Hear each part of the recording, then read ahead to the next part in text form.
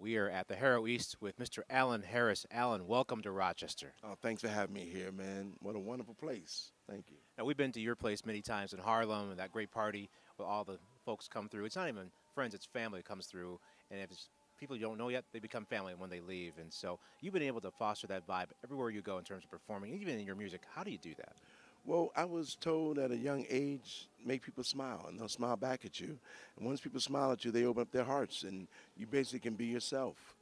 And that's what I do every night on stage, man. I just want people to enjoy me, and in turn, they give me their hearts. It's a nice bridge across, let me tell you. We're speaking to Allan Harris here on member-supported Jazz 90.1. So, Allan, with your last two releases, actually your whole career, you've been able to use the Great American Songbook, quote-unquote, as well as the music in the last 50 or 60 years, taking things from Steely Dan to the Four Tops and everything in between. When you go into a project, how do you choose music to use on it? Because every project is so different, but yet very unique. Well, I try to use the litmus test of my audience. I experiment with them. There's some songs that don't even make it to the studio. And plus it helps to have some artists who are on stage with me who are just have a knowledge of American music. So I rely on them a lot of times to bring songs to me. And they're batting about 50%. You know, they'll bring a song that sometime I'll argue with and say, I don't know if I can do that. What, Steely Dan?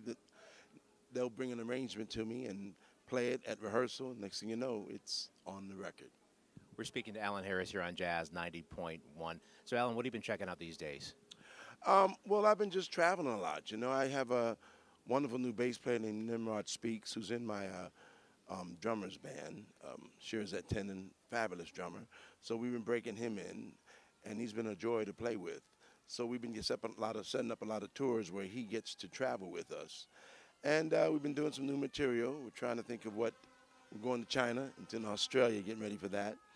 We're here in Rochester now. Very cool. Getting ready for your second set in a few minutes. Allan, thank you so much for taking jazz further with the music you're playing. Thank you, brother. Thank you very much.